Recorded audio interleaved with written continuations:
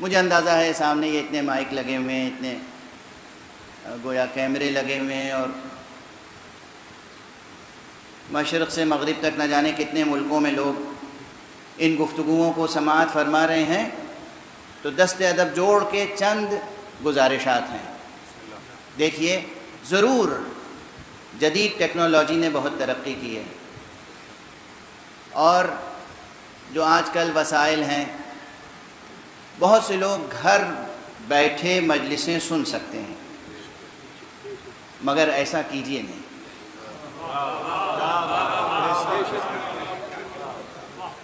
گھروں سے نکلیں، گھروں سے نکلیں۔ مقام مصائب نہیں ہے، مگر میں ایک جملہ کہوں گا، گھروں سے نکلیں، گھروں سے بنام حسین قدم باہر نکالیں، اور پھر اس تجربے کو محسوس کرنے کی کوشش کریں، حسین کیسے مدینے سے نکلے، دست ادب جوڑ کے۔ یہ عزائے حسینی صرف سننے سنانے کی چیز نہیں ہے، تجربے سے گزریں، نکلیں گھروں سے، گھروں میں بیٹھیں۔ یہ 10 دن، یہ 10 راتیں گھر میں بیٹھ کے آپ سن سکتے ہیں، چوائس ہے آپ کے پاس۔ آپ بہت سے چینلز براؤز کر سکتے ہیں، بہت سے ذاکروں کو سن سکتے ہیں، جو آپ کی پسند کا ذاکر ہو آپ سنیں، یہ سب اپنی جگہ فائدے ہیں، بعد میں سن لیجئے گا۔ یہ 10 دن گھر سے نکلیں، فرش عزا پر آ کر بیٹھیں، پہلی بات۔ دوسری بات، جب گھر سے نکل رہے ہو تو تنہا نہ نکلیے گا، خاتون خانہ کو آبادہ کیجیے۔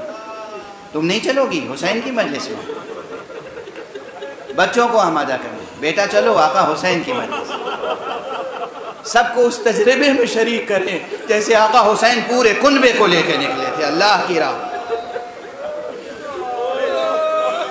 اللہ کی راہ میں پورے کنبے کو لے کے نکلے تھے نا حسین۔ یہ تجربہ کیجیے، گھروں میں نہ بیٹھیے۔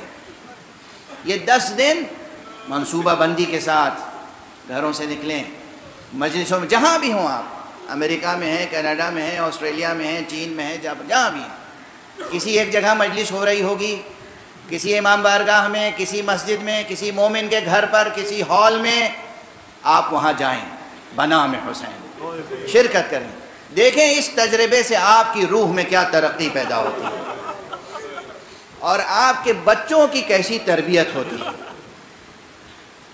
اس عزاداری کی برکتیں، اس عزاداری کے ثمرات، اس کے فیوز، اس کے برکات آپ کو اندازہ نہیں ہے، تجربہ کریں، یہ پہلی چیز۔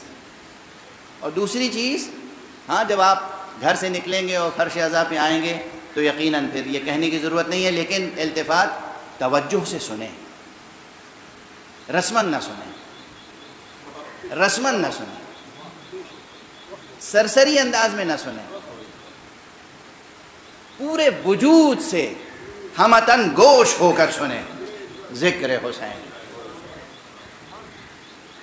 دل کے کان بھی کھلے ہوئے ہوں، دل سے سنیں ذکر حسین، گریہ کریں تو آنکھوں میں آنسو تو آئیں گے ہی، دل میں محسوس کریں اس غم کو، اس الم کو، اس کرب کو۔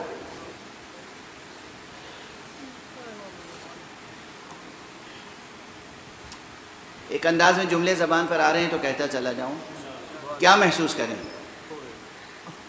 آپ میں بہت سے بزرگ یہاں بیٹھے ہیں، آپ نے اپنے بیٹے کو، اپنے پوتے کو، اپنے نواسے کو، اپنی نواسی کو کبھی اٹھا کے سینے سے لگایا ہو، کیا ٹھنڈک ملتی ہے دل کو، کیا اطمینان ہوتا ہے، کیا ایک خاص لذت ہوتی ہے جو کسی لفظ میں ادا نہیں ہو سکتی۔ اور اس کے بعد اگر وہ بچہ بچھڑ جائے تو کیا کرب ہوتا ہے۔ بس سوچئے گا کہ رسول اللہ حسین کو کیسے سینے سے لگاتے تھے، اور جب حسین جدا ہوئے ہیں رسول سے تو رسول پہ کیا قیامت گزری۔ تجربہ کی، یہ عزاداری رسمی نہیں ہے، یہ رسم نہیں ہے، یہ ریچولز نہیں ہے، دوسری بات، تیسری بات توجہ دلا رہا ہوں، محرم ہے، محرم میں سیاہ لباس پہنے، مرد بھی خواتین بھی، مگر یہ لباس سوگواری کا لباس ہے، فیشن کا لباس نہیں ہے، سوگواری کا لباس۔ سوگواری اس معنی کو مجسم کیجئے، آپ کا چہرہ نظر آئے سوگوار، آپ کا لباس نظر آئے سوگوار، دیکھ کے انسان سمجھے کہ اسے کوئی صدمہ ہے، پوچھے کہ کیا ہوا ہے تو بتاؤ کہ حسین کون تھے۔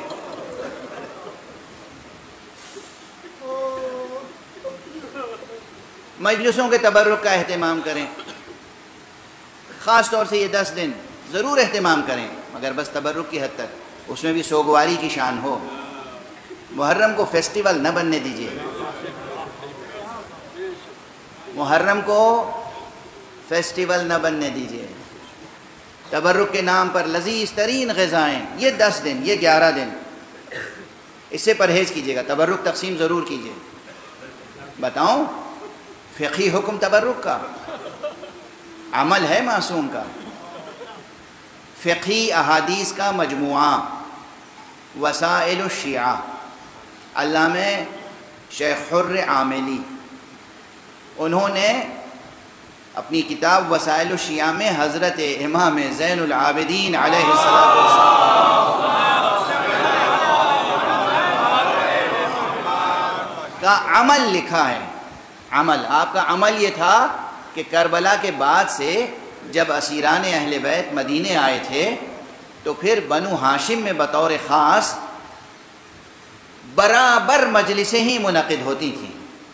آقا حسین کے لیے فرش عزا بچھتا تھا، صف عزا روشن ہوتی تھی، شمع عزا فروزہ رہتی تھی، سب مجلس میں مشغول ہوتے تھے، اور جہاں جس وقت مجلس منعقد ہوتی تھی جناب امام سید سجاد اپنی طرف سے کھانا تیار کرا کے وہاں تبرک کے طور پہ تقسیم کراتے تھے۔ کس کا عمل ہے؟ امام سجاد۔ کھانا تقسیم کریں، تبرک تقسیم کریں سادگی کے ساتھ، غم اور حزن کا لحاظ رکھتے ہوئے۔ یہ چند چیزیں تھیں جس کی طرف میں توجہ دلانا چاہ رہا تھا۔ نکلیں گھروں سے تنہا نہ نکلیں، بچوں کے ساتھ نکلیں، خاتون خانہ کے ساتھ نکلیں، اور پھر دیکھیں کہ آقا حسین کی مجلسوں میں شرکت کے بعد کیا روحانی تبرک ملتا ہے،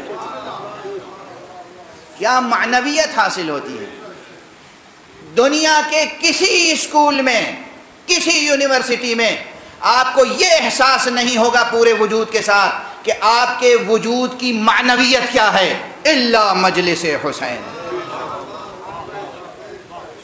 یہ مجلسیں بتاتی ہیں کہ آپ کی معنویت کیا ہے، آپ کی خلقت کا ہدف کیا ہے، مقصد کیا ہے۔